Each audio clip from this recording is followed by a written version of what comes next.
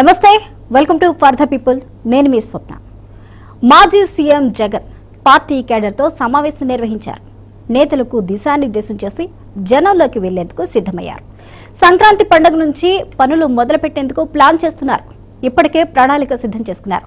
వచ్చే ఎన్నికల్లో టీడీపీని సింగిల్ డిజిట్ వచ్చేలా చేద్దామంటూ క్యాడర్కి పిలుపునిచ్చారు. 2024 ఎన్నికల ముందు వై నాట్ 175 ఫెయిల్ అయి 11 సీట్లకు పరిమితమయ్యారు.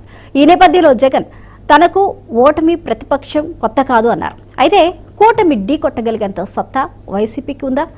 జగన్ అనుకున్న లక్ష్యం నెరవేరుతుందా అనేది ఇప్పుడు సందేహంగా మారింది. ప్రస్తుతం చూసినట్లయితే జగన్మోహన్ రెడ్డి వై నాట్ 175 అనే నినాదంతో గత ఎన్నికల్లో ముందుకొచ్చారు.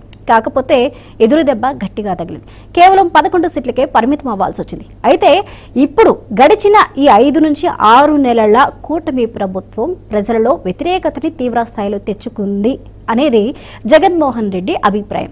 అంటే ఆ తీవ్ర వ్యతిరేకత ఏ స్థాయిలో ఉంది అంటే వీటన్నిటినీ కూడా యూటిలైజ్ చేసుకొని ప్రజల్లోకి మమేకమై కార్యకర్తలతో మమేకమై ఇక వై నాట్ 175 దిశగా రాబోయే ఎలక్షన్స్లో పాగా వేయాలనే లక్ష్యంతో దృఢ నిశ్చయంతో ముందుకు వెళ్లాలని స్ట్రాంగ్గా నిర్ణయించుకున్నారు.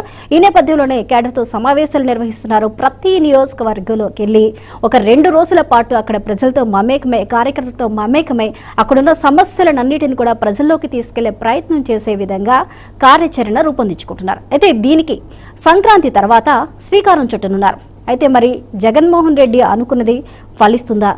జగన్మోహన్ రెడ్డి చెప్తున్నట్లుగా అంత స్థాయిలో కూటమి ప్రభుత్వంపై వ్యతిరేకత ఉందా? ఈ వ్యతిరేకత అంతా కూడా ఓట్ బ్యాంక్ అయ్యే అవకాశాలు ఎంతవరకు ఉన్నాయి? ఇంకొక విషయం, జమిలీ ఎన్నికలు రాబోతున్నాయి. ఈలోపు పార్టీని బలోపేతం చేయాలి అని కూడా పిలుపునిచ్చారు. మరి ఇవన్నీ కూడా ఎంతవరకు వర్కౌట్ అవుతాయి అని చూడాలి. ఇదే